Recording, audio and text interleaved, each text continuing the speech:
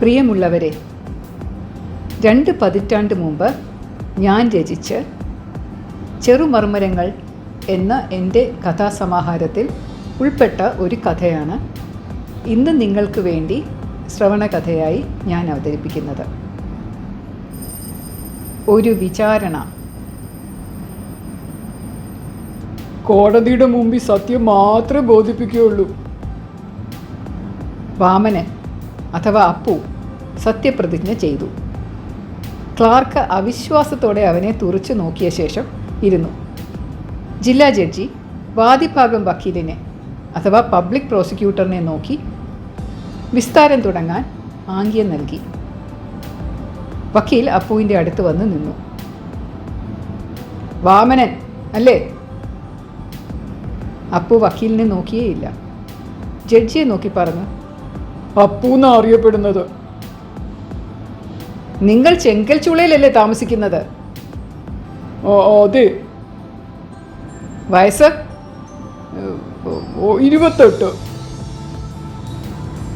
നിങ്ങൾ എത്ര കേസുകളിൽ പ്രതിയാണ്? അപ്പു തല ചൊറിഞ്ഞുകൊണ്ട് പറഞ്ഞു, അറിയില്ല. മാസത്തിലൊരിക്കൽ നീ പോലീസ് സ്റ്റേഷനിൽ പോവാറില്ലേ? അത് പോവും. അതെന്തിനാണ്? അവിടെ ഒക്കെ വൃത്തിയാക്കും, പുല്ല് ചെത്തും, സാറന്മാർക്ക് പിന്നെ ചായയൊക്കെ വാങ്ങിച്ചു കൊടുക്കും. അങ്ങനെ പലതും ചെയ്യാനാ. കോടതിയിൽ അപൂർവമായി കേൾക്കാറുള്ള ചിരി മുഴങ്ങി. വക്കീലൊന്ന് ചമ്മി. ജഡ്ജി പ്രൊസീഡ് എന്ന് ഗൗരവത്തിൽ പറഞ്ഞു. നീ തമ്പാനൂർ സ്റ്റേഷനിലെ റൗഡിയല്ലേ? അയ്യോ അല്ല. സ്റ്റേഷൻ റെക്കോർഡ് ഹാജരാക്കുന്നു, യുവർ ഓണർ. വാമനൻ, ഇതുപ്രകാരം നീ ഒരു റൗഡിയാണ്. അപ്പോൾ ഒന്നും പറഞ്ഞില്ല. വീണ്ടും തല ചൊറിഞ്ഞു. എത്ര കേസുകളിൽ നിന്നെ പോലീസ് പിടിച്ചിട്ടുണ്ട്? കേസ് എത്രയാണെന്നൊന്നും അറിയില്ല. നിന്നെ പോലീസ് പിടിച്ചിട്ടേ ഇല്ലേ? ഉണ്ട്. എത്ര പ്രാവശ്യം? എന്നാനൊന്നും അറിഞ്ഞൂടാ സാർ, ഞാൻ 2ാം ക്ലാസ്സാ. വീണ്ടും ചിരി പടർന്നു. വക്കീലിന് പതിയെ ദേഷ്യം വരുന്നുണ്ടായിരുന്നു. നീ മോഷ്ടിക്കാറില്ലേ? ഇല്ല. പോലീസ് സ്റ്റേഷനിലെ ലോക്കപ്പിൽ നീ കിടന്നിട്ടില്ലേ? അതുണ്ട്. അതെന്തിനാണ്? ലോക്കപ്പിലിടാൻ പോലീസിന് ആരെയും കിട്ടാത്തപ്പോൾ എന്നോട് അകത്ത് കയറി കിടക്കാൻ പറയും. അതങ്ങനെയാ. ഇപ്പോഴത്തെ ചിരിക്ക് ഒച്ച അല്പം കൂടുതലായിരുന്നു. വക്കീലിൻ്റെ മുഖം ചുമന്നു. വാമനൻ എത്ര വരെ പഠിച്ചു? 2. ഞാൻ നേരത്തെ പറഞ്ഞത് സാറ് കേട്ടില്ലല്ലോ. അപ്പൊ എഴുത്തും വായനയും അറിയില്ലേ? അതൊക്കെ കുറച്ചറിയാം, പക്ഷെ എണ്ണാൻ അറിഞ്ഞൂടാ. സ്റ്റേഷനിൽ ഏതെങ്കിലും രേഖയിൽ താൻ അവിടെ പോകുമ്പോഴൊക്കെ ഒപ്പിട്ട് കൊടുക്കാറുണ്ടോ? അത് സാറുമാര് പറയുമ്പോൾ ഒപ്പിട്ട് കൊടുക്കും. സാറുമാർ പറയുന്ന പോലെ എല്ലാം കേൾക്കുമോ? പിന്നല്ലാതെ. എന്തിലാണ് ഒപ്പിടുന്നത് എന്ന് വായിച്ചു നോക്കാറില്ലേ? ഏയ് ഇല്ല. ചിലപ്പോൾ ഒന്നും എഴുതാത്ത വെറും കടലാസിൽ ഒപ്പിട്ട് കൊടുക്കും. ആഹാ, അങ്ങനെയാണെങ്കിൽ ഞാനൊരു കടലാസ് തന്നാൽ അതിൽ നീ ഒപ്പിടാമോ? ഇല്ല. അതെന്താണ്? സാറ് പോലീസല്ലല്ലോ. കൂട്ടച്ചിരി പടർന്നു. ജഡ്ജിയുടെ മുഖത്തൊരു ചെറിയ പുഞ്ചിരി ദൃശ്യമായി. മരിച്ച രമണൻ, അല്ല കൊല്ലപ്പെട്ട രമണൻ നിന്റെ കൂട്ടുകാരനല്ലായിരുന്നോ? അല്ല. നിനക്കറിയില്ലേ രമണനെ? രമണനെ അറിയായിരുന്നു. എങ്ങനെ? അവൻ എൻ്റെ ബന്ധുവാ. കോടതിയിൽ വീണ്ടും ചിരി. അവൻ എങ്ങനെ മരിച്ചു എന്നറിയാമോ? കുത്തേറ്റാ മരിച്ചതെന്ന് എല്ലാവരും പറയുന്നേ. 1995 ഡിസംബർ 2 അന്നല്ലേ രമണൻ മരിച്ചത്? ഓർക്കുന്നില്ല, ചിലപ്പോ ആയിരിക്കും. അന്ന് നീ രമണനുമായി ഷോപ്പിൽ കയറി ചാരായം കുടിച്ചില്ലേ? അന്നാണോന്ന് അറിയില്ല, ചാരായം കുടിച്ചായിരുന്നു. അവിടെ വെച്ച് നിങ്ങൾ വഴക്കിട്ടില്ലേ? വഴക്കിട്ട് കാണും, കൃത്യമായി ഓർമ്മയില്ല. ഓർത്ത് കൃത്യമായിട്ട് ഉത്തരം പറയണം. സാറ് ചോദിക്ക്, ഞാൻ പറയാം. വഴക്കിട്ടോ എന്ന്. രമണൻ മരിക്കുന്ന അന്ന് നീ അവനുമായി വഴക്കിട്ടോ? അപ്പു ഓർക്കുന്നു. പിന്നെ തല ചൊറിഞ്ഞുകൊണ്ട് പറഞ്ഞു, ആ എന്തിനാ വഴക്കിട്ടത്? അത് അവനങ്ങനോ, രണ്ടെണ്ണം കയറ്റിക്കഴിഞ്ഞാൽ വഴക്കിടും. അപ്പം ഞാനും വല്ലതും തിരിച്ച് പറയും. അന്ന് എന്ത് കാര്യം പറഞ്ഞ വഴക്കടിച്ചത്? അങ്ങനെ കാര്യമൊന്നും വേണ്ട സാറേ, ചുമ്മാ. നീ കത്തി കൊണ്ട് നടക്കാറുണ്ടോ? ഹേയ്, ഉണ്ടോ ഇല്ലയോ എന്ന് വ്യക്തമായിട്ട് പറയൂ. ഇല്ലെന്നേ സാറേ. രമണനോ? അത് അവനോട് ചോദിക്കണം. അന്നത്തെ ദിവസം ചാരായമൊക്കെ കുടിച്ചു കഴിഞ്ഞ് നിങ്ങൾ രണ്ടാളും കൂടെ ഉത്സവപ്പറമ്പിൽ പോയില്ലേ? ഓർക്കുന്നില്ല. നിന്നെ അന്ന് അവിടെ രമണനുമായിട്ട് കണ്ടവരിവിടെ മൊഴി തന്നിട്ടുണ്ട്. എന്നാ പോവായിരിക്കും. അവിടെ വെച്ച് നിങ്ങൾ തമ്മിൽ വീണ്ടും വഴക്കുണ്ടായില്ലേ? ഉണ്ടാക്കും. വീശിക്കഴിഞ്ഞാൽ അവൻ അങ്ങനാ, എവിടാണേലും വഴക്കുണ്ടാക്കും. ചിരി. വഴക്കിന് ശേഷം നീ അവനെ താങ്ങിക്കൊണ്ടല്ലേ ഉത്സവപ്പറമ്പിൽ നിന്ന് പോയത്? അതെപ്പോഴും അങ്ങനാ. ചോദിക്കുന്നതിന് ഉത്തരം പറഞ്ഞാൽ മതി. സാറ് ചോദിക്കൂ, ഞാൻ പറയാം. ചിരി പടർന്നു. നീ രമണനെയും തൂക്കി എങ്ങോട്ടാ പോയത്? അപ്പു തല ചൊറിഞ്ഞു. വീട്ടിലായിരിക്കും. പോകുന്നത് രാജുവിന്റെ പറമ്പിലൂടെ നടന്നാണോ? അതാ എളുപ്പ വഴി. നടന്നോ എന്നാ ചോദ്യം. നടന്നോ സാറേ പോയത്? എനിക്ക് സൈക്കിളില്ല. കൂട്ടച്ചിരി. രാജുവിന്റെ പറമ്പിന്റെ നടുക്ക് വെച്ചല്ലേ നീ അവനെ കുത്തിയത്? എവന്? രമണനെ. ഞാൻ കുത്തിയില്ല. എന്നിട്ട് നീ അവനെ വലിച്ചഴിച്ചു കൊണ്ടുപോയി കാനയിലിട്ടു അല്ലേ? അല്ല. പിന്നെ? അപ്പു മിണ്ടിയില്ല. വക്കീൽ ശകലം വിജയഭാവത്തോടെ ചിരിച്ചു. രമണന്റെ കത്തി വെച്ചല്ലേ നീ കുത്തിയത്? അല്ല. പിന്നെ ആരുടെ കത്തി വെച്ചാ കുത്തിയത്? ഞാൻ കുത്തിയില്ല. പിന്നെ എങ്ങനെയാ നീ രമണനെ കൊന്നത്? അയ്യോ, ഞാൻ കൊന്നില്ല. ഉത്സവം കഴിഞ്ഞ് രമണനെയും താങ്ങി നീ രാജുവിന്റെ പറമ്പിലൂടെ നടക്കുമ്പോൾ വീണ്ടും വഴക്കുണ്ടായി എന്നും അതിന്റെ അവസാനം നീ രമണന്റെ കത്തിയെടുത്ത് അവനെ കുത്തിക്കൊന്നു എന്നും ഞാൻ പറഞ്ഞാൽ നീ നിഷേധിക്കുമോ? എന്ത് നിഷേധി. ഞാൻ അങ്ങനൊന്നും ചെയ്തില്ല സാറേ. ചോര പുരണ്ട നിന്റെ വേഷം നീ വീട്ടുവളപ്പിൽ കുഴിച്ചിട്ടില്ലേ? ഇല്ല. പിന്നെ എവിടെയാ കുഴിച്ചിട്ടത്? എന്ത്? ചോര പുരണ്ട വസ്ത്രങ്ങൾ. ഏത് വസ്ത്രം? നീ രമണനെ കൊന്നപ്പോ ധരിച്ചിരുന്ന വസ്ത്രങ്ങൾ. അതെന്തിനാ കുഴിച്ചിടുന്നത്? ചോര ആരും കാണാതിരിക്കാൻ. ഏത് ചോര? നീ രമണനെ കൊന്നപ്പോ നീ ധരിച്ചിരുന്ന വേഷത്തിൽ ചോര പുരണ്ടില്ലേ? ഏത് വേഷം? നീ ധരിച്ചിരുന്ന വേഷം. എപ്പോ? മാലപ്പടക്കം പോലെ കുറച്ചു നേരമായി കേട്ടിരുന്ന ചിരി ഒരു ഗുണ്ട് പോലെ പൊട്ടി. വക്കീൽ വിയർപ്പ് തുടച്ചു. ജഡ്ജിയും അറിയാതെ ചിരിച്ചു പോയിരുന്നു. നീ ഇങ്ങോട്ട് ചോദ്യമൊന്നും ചോദിക്കണ്ട. ചോദ്യത്തിന് ഉത്തരം പറഞ്ഞാൽ മതി. സാറ് ചോദിക്കും, ഞാൻ പറയാം. കൂട്ടച്ചിരി. വക്കീൽ വിളറി. നിന്റെ വീട്ടുപറമ്പിൽ നിന്ന് പോലീസ് നിന്റെ ചോര പുരണ്ട വസ്ത്രങ്ങൾ കുഴിച്ചെടുത്തു. അതൊരു തെളിവായി ഈ കോടതി മുമ്പാകെ ഹാജരാക്കിയിട്ടുണ്ട്. നിന്റെ സാന്നിധ്യത്തിലായിരുന്നല്ലോ എടുത്തത്, നീ കണ്ടില്ലേ? പോലീസ് വീട്ടിൽ വന്ന് എൻ്റെ ഒരു മുഷിഞ്ഞ ഷർട്ടും ഒരു മുണ്ടും എടുത്തുകൊണ്ട് പോയി എന്ന് അമ്മ പറഞ്ഞായിരുന്നു. ഞാൻ ലോക്കപ്പിലായതുകൊണ്ട് കണ്ടില്ല. പിന്നെ അതിൽ കോഴിയുടെയോ മറ്റോ ചോരയും പുരട്ടി ഒരു രാത്രി പോലീസ് തന്നെ വീട്ടിൻ്റെ പുറകിൽ കൊണ്ട് കുഴിച്ചിട്ടു. പിറ്റേന്ന് എന്ന് എടുത്തു കാണും. നീ കാട്ടിക്കൊടുത്തിട്ടല്ലേ അത് പോലീസ് എടുത്തത്? അതിന് ഞാൻ അവിടെ ഒന്നും ഇല്ലായിരുന്നു. പിന്നെ എവിടെയായിരുന്നു? ഞാൻ പോലീസ് സ്റ്റേഷനിൽ അനധികൃത കസ്റ്റഡിയിലല്ലായിരുന്നോ? ചിരി പടർന്നു. ചോദിക്കുന്നതിന് മറുപടി പറഞ്ഞാൽ മതിയെന്ന് പറഞ്ഞില്ലേ? സാറ് ചോദിക്കും. ഞാൻ വക്കീൽ ഇടയ്ക്ക് കയറി ഉറച്ച സ്വരത്തിൽ, രമണനെ കൊന്നത് നീയാണെന്ന് തമ്പാനൂർ SI നീ കുറ്റസമ്മതം നടത്തിയതല്ലേ?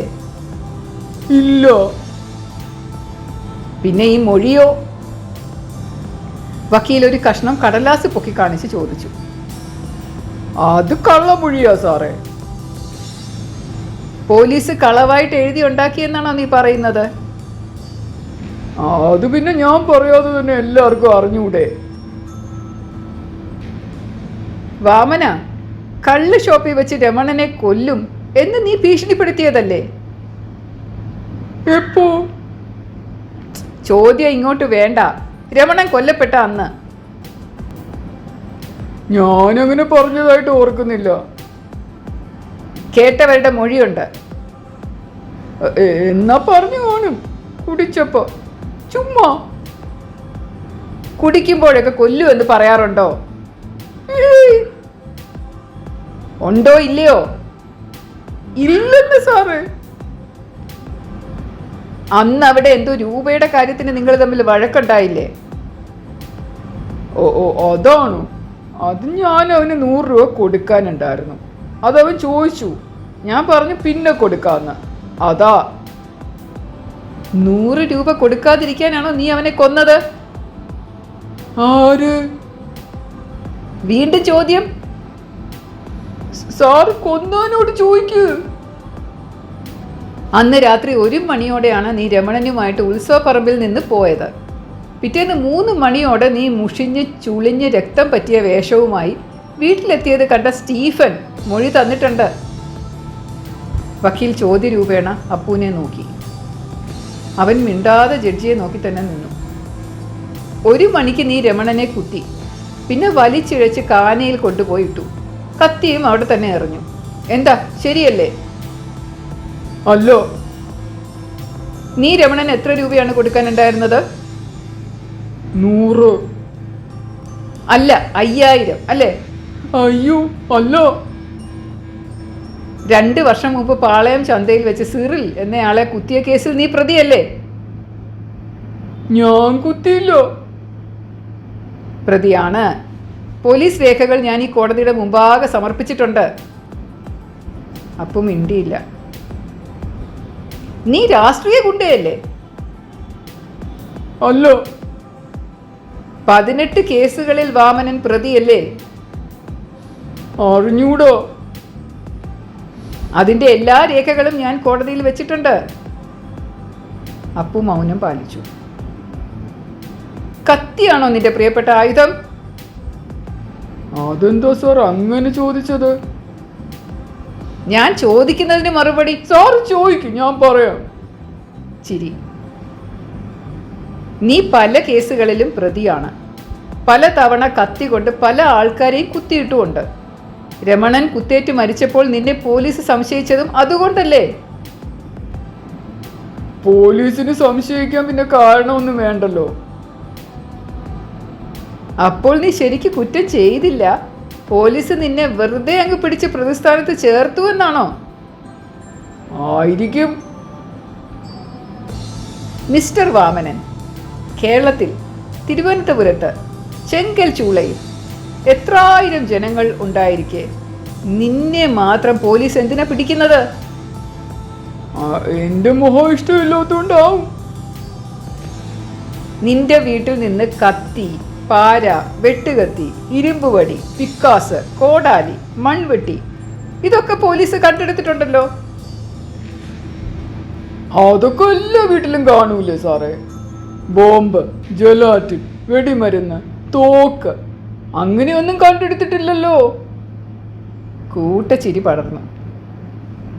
അപ്പോൾ നീ കുറ്റം നിഷേധിക്കുന്നു? ആ ആ ആ ആ ഇനി എന്ത് എന്ന് ചിന്തിച്ച് വക്കീൽ ഒരു നിമിഷം നിന്ന് പരുങ്ങി. പിന്നീട് തിരിഞ്ഞ് ജഡ്ജിയോടായി പറഞ്ഞു, യുവർ ഓണർ, തമ്പാനൂർ സ്റ്റേഷൻ റൗഡിയും 18 കേസിലെ പ്രതിയുമായ വാമനൻ അഥവാ അപ്പു രമണന്റെ ബന്ധുവും രമണൻ കൊല്ലപ്പെട്ട ദിവസം ഒന്നിച്ചിരുന്ന് ചാരായം കുടിച്ചതുമാണ്. അവർ തമ്മിൽ കടം കൊടുത്ത കാശിനെ ചൊല്ലി വഴക്കുണ്ടാവുകയും അവിടെ വെച്ച് രമണനെ കൊല്ലുമെന്ന് വാമനൻ പറയുകയും ചെയ്തതുമാണ്. ഇത് കേട്ടവർ മൊഴി നൽകിയിട്ടുണ്ട്. ചാരായ ഷോപ്പിൽ നിന്ന് ഒന്നിച്ച് വാമനനും രമണനുമായി ഉത്സവപ്പറമ്പിൽ പോയി. അവിടെ വെച്ച് വീണ്ടും വഴക്കുണ്ടാക്കുന്നത് കണ്ടവരുമുണ്ട്. 1 മണിയോടെ രമണനെ താങ്ങി പിടിച്ചുകൊണ്ട് വാമനൻ പോകുന്നതും കണ്ടവരുണ്ട്. വാമനൻ തന്നെ ചൂണ്ടിക്കാട്ടിയത് പ്രകാരം അവൻ്റെ വീട്ടിൻ്റെ പറമ്പിൽ നിന്നും കുഴിച്ചിട്ട നിലയിൽ രക്തം പുരണ്ട വസ്ത്രങ്ങൾ ലഭിച്ചിട്ടുണ്ട്. കൂടാതെ പോലീസിന് മുൻപാകെ വാമനൻ കുറ്റസമ്മതവും നടത്തി. ഈ തെളിവുകളെല്ലാം കണക്കിലെടുത്ത് രാജുവിൻ്റെ പറമ്പിൻ്റെ വടക്കേ വശത്തുള്ള കാനയിൽ ശവശരീരം പരിശോധിച്ചതിൽ നിന്നും രമണനെ കൊല ചെയ്തത് വാമനനാണ് എന്ന നിഗമനത്തിലെത്താതെ തരമില്ല. അതിനാൽ IPC 302 വകുപ്പ് അനുസരിച്ചുള്ള ശിക്ഷ പ്രതിക്ക് നൽകേണ്ടതാണെന്ന് ഞാൻ ബഹുമാനപ്പെട്ട കോടതി മുമ്പാകെ അപേക്ഷിക്കുന്നു. Written brief is submitted. That is all your honour. മുഖം തുടച്ച് ഒരു നെടുവീർപ്പിട്ട ശേഷം വക്കീലിരുന്നു. ജഡ്ജി പ്രതിഭാഗം വക്കീൽ ഇടിക്കുളയെ നോക്കി ചോദിച്ചു, എനി റീ എക്സാമിനേഷൻ? ഇരുന്ന കസേരയിൽ നിന്ന് എഴുന്നേൽക്കാതെ അയാൾ ഇല്ല എന്ന് തല കൊണ്ട് ആംഗ്യം കാട്ടി. ജഡ്ജി പ്രതിയെ നോക്കി. നിങ്ങൾക്കെന്തെങ്കിലും ബോധിപ്പിക്കാനുണ്ടോ? അപ്പു മുരടനക്കി. സാറേ, എൻ്റെ അപ്പൻ ചത്തുപോയ പാക്കരൻ കള്ളനായിരുന്നു. അയാളാണ് എന്നെ സ്റ്റേഷനിൽ കൊണ്ടുപോയി ശീലിപ്പിച്ചത്. 12 വയസ്സ് മുതൽ ഞാൻ പോലീസ് സ്റ്റേഷനിലെ പല പണികളും ചെയ്താ ജീവിച്ചത്. അവിടെയുള്ള എല്ലാ സാറന്മാർക്കും എന്നെ നല്ലോണം അറിയാം. ഏത് കുറ്റത്തിനും കുറ്റം ചെയ്തവനെ പിടിക്കാൻ പറ്റാത്തപ്പോൾ എന്നെ പിടിച്ചങ്ങ് പ്രതിയാക്കും. അവരെന്നെ തല്ലത്തൊന്നുമില്ല. ചിലപ്പോൾ ലോക്കപ്പിൽ കിടക്കണം, ചിലപ്പോൾ കോടതി തന്നെ ചെറിയ ശിക്ഷകൾ തരും. എവിടേക്കോ എഴുതി ഒപ്പിട്ടിട്ടൊക്കെ ഉണ്ട്. പക്ഷെ ഞാൻ ജയിലിൽ ശിക്ഷാപ്രതിയായിട്ട് കിടന്നിട്ടേയില്ല. രമണനെ ഞാൻ കൊന്നിട്ടില്ല സാറേ. ഞങ്ങൾ ഒന്നിച്ച് ചാരായം കുടിച്ചു, ഉത്സവം കണ്ടു, പിന്നെ തിരിച്ചു വീട്ടിൽ പോയി. ഇനി രമണനെ കൊല്ലാൻ ഉപയോഗിച്ചു എന്ന് പറയുന്ന കത്തിയിൽ എൻ്റെ വിരലടയാളം ഉണ്ടോ? എൻ്റെ വസ്ത്രങ്ങൾ എടുത്ത മഹസറിൽ എൻ്റെ ഒപ്പില്ലല്ലോ. ഞാനാണ് കാണിച്ചു കൊടുത്തതാവാ എന്ന് പോലീസ് എങ്ങനെ തെളിയിക്കും? അതിലെ ചോര രമണൻ്റേതാണെന്ന് ഫോറൻസിക് റിപ്പോർട്ട് ഉണ്ടോ സാറേ? ഞാൻ പോലീസിൽ നടത്തിയ കുറ്റസമ്മതം കള്ളമൊഴിയാണ്. അതെനിക്കെതിരെ ഉപയോഗിക്കാനേ പറ്റൂല. തെളിവ് നിയമം അനുസരിച്ച് പോലീസിന് കൊടുക്കുന്ന കുറ്റസമ്മതം അത് പറ്റൂല സാറേ. ഒരു കുറ്റവാളിക്കും അവനെതിരെ സ്വയം സംസാരിക്കാൻ പറ്റൂല എന്ന് എനിക്കറിയാം. ഞാൻ കുറ്റം സമ്മതിച്ചെങ്കിൽ പോലീസിന് എന്നെ സാറിൻ്റെ മുമ്പിൽ നേരത്തെ കൊണ്ടുവന്ന് മൊഴി എടുപ്പിച്ചുകൂടായിരുന്നോ? അതെന്താ അവർ ചെയ്യാത്തേ? അഥവാ ഞാനാണ് രമണനെ കൊന്നതെങ്കിൽ ഇത്ര പരസ്യമായിട്ട് കുടിച്ചൊക്കെ വഴക്കിട്ട് കൊല്ലുന്നൊക്കെ പറഞ്ഞ് ഉത്സവപ്പറമ്പിൽ വെച്ച് വീണ്ടും വഴക്കിട്ട് എല്ലാവരുടെയും മുമ്പിൽ നിന്നും കൊണ്ടുപോയി കൊല്ലുവോ? കടം വാങ്ങിച്ച കാശ് തിരികെ കൊടുക്കാതിരിക്കാനാണ് ഞാൻ അവനെ കൊന്നതെങ്കിൽ അത് രഹസ്യമായിട്ട് ആരും കാണാതെ ഞാൻ ചെയ്യൂലേ? സാറേ, ഞാനൊരു രാഷ്ട്രീയ ഗുണ്ടൊന്നുമല്ല. ഞാൻ ആരെയും കുത്തിയിട്ടില്ല. പോലീസിന് ശരിയായിട്ട് കേസ് അന്വേഷിച്ച് തെളിയിക്കാൻ പറ്റാത്തതിന് എന്നെ പിടിച്ച് വെറുതെ പ്രതിയാക്കിയതാ. ഞാനൊന്നും ചെയ്തിട്ടില്ല സാർ. എന്നെ വെറുതെ വിടണം. അപ്പു താണ് കുനിഞ്ഞ് ജഡ്ജിയെ തൊഴുതിട്ട് പ്രതിക്കൂട്ടിൽ നിന്ന് ഇറങ്ങി. ശരി, കേസ് വിധി പറയാൻ അടുത്ത മാസം 22-ന് മാറ്റിവെച്ചിട്ടുണ്ട്, ജഡ്ജി പ്രഖ്യാപിച്ചു. കോടതിയുടെ പുറത്ത് കാറിൽ കയറാൻ പോയ ഇടിക്കുള വക്കീലിനെ അപ്പു ഒന്ന് തോണ്ടി. നന്ദിയുണ്ട് സാറേ. സാറ് നാളെ വീട്ടിലുണ്ടാവുമല്ലോ. ഫീസ് തരാൻ വരാനാ. ഇടിക്കുള ചിരിച്ചു. വേണ്ടടോ, തൻ്റെ പ്രകടനത്തിന് ഞാൻ അങ്ങോട്ടാ വല്ലതും തരേണ്ടത്. താൻ എനിക്ക് ഫീസ് തരാൻ ഞാനൊന്നുമേ ചെയ്തില്ലല്ലോ. വെറുതെ ചിരിച്ചതല്ലാതെ. വക്കീൽ കാറിൽ കയറിപ്പോയി. അപ്പു നേരെ തമ്പാനൂർ പോലീസ് സ്റ്റേഷനിലേക്ക്. SIയുടെ ഷൂസ് കുനിഞ്ഞിരുന്ന് തുടയ്ക്കുമ്പോൾ SI അവനോട് ചോദിച്ചു, എങ്ങനെ ഇരുന്നടാ നിന്റെ വിചാരണ? നിന്നെ വെറുതെ വിടുവോ? പിന്നല്ലാതെ. സാറിന് ഞാൻ കാലത്തൊരു മുഴുത്ത നെയ്മയും വീട്ടിൽ കൊച്ചമ്മയുടെ കൈക്കൊണ്ട് കൊടുത്തിട്ടുണ്ട് കേട്ടോ. എത്ര പറഞ്ഞാലും തീരാത്ത നന്ദിയുണ്ട് സാറേ. സാറ് ഹെഡായിരുന്നപ്പോഴത്തെ കേസല്ലായിരുന്നോ? സുമതിയുടെ കാര്യമെങ്ങാനും കേസ് ഫയൽ എഴുതി പോയിരുന്നെങ്കിൽ ഞാൻ പെട്ടുപോയേനെ സാറേ. SI ഉറക്ക ചിരിച്ചു. എങ്ങനെയുണ്ടടാ നിന്റെ സുമതി? സുഖമാ സാറേ. വീണ്ടും ഗർഭിണിയാ. ഇപ്രാവശ്യം ആൺകൊച്ചായിരിക്കുന്ന അവള് പറയണേ. SIയുടെ മിനുങ്ങുന്ന ഷൂസ് നോക്കി ആസ്വദിച്ച ശേഷം അപ്പു പുറത്ത് വരാന്തയിൽ പോയി കുത്തിയിരുന്നു, സുമതിയെക്കുറിച്ച് ചിന്തിച്ചുകൊണ്ട്. 4 വർഷങ്ങൾക്ക് മുമ്പ് താൻ കല്യാണം കഴിക്കാൻ കൊതിച്ചിരുന്ന സുമതി വക്യോൽ തുറുവിൻ്റെ മറവിലിരുന്ന് രമണനുമായി കൊഞ്ചിക്കുഴയുന്ന കാഴ്ച മരിക്കുന്നത് വരെ മനസ്സിൽ നിന്ന് പോവില്ലെന്ന് അവന് തോന്നി. അതേ സുമതി തൻ്റെ വധുവായി കല്യാണപ്പന്തലിൽ നാണിച്ചിരുന്ന കാഴ്ചയും ഒരിക്കലും മറക്കാനാവില്ല. മറ്റൊരു കാഴ്ച ഒരിക്കലും മറക്കാത്തത് രാജുവിൻ്റെ പറമ്പിൽ വെച്ച് രമണനെ കുത്തിയപ്പോൾ അവൻ്റെ മുഖത്ത് തെളിഞ്ഞ അതിശയവും അത്ഭുതവും അവിശ്വസനീയതയും കലർന്ന ആ ഭാവമാണ്. പാവം രമണൻ. സുമതി പിറന്നത് ആൺകൊച്ചാണെങ്കിൽ അതിന് രമണൻ എന്ന് പേരിട്ടാലോ? വേണ്ട, ഇനി ആ ഓർമ്മ വേണ്ട. എന്താടാ ഇരുന്ന് ഉറക്കം തൂങ്ങുന്നത്? PC 3150 രാഘവൻ സാർ ചോദിച്ചു. സാറ് അടുത്ത മാസം 22-ന് എന്നെ വെറുതെ വിടും. അപ്പു ഒരു പുഞ്ചിരിയോടെ പറഞ്ഞു.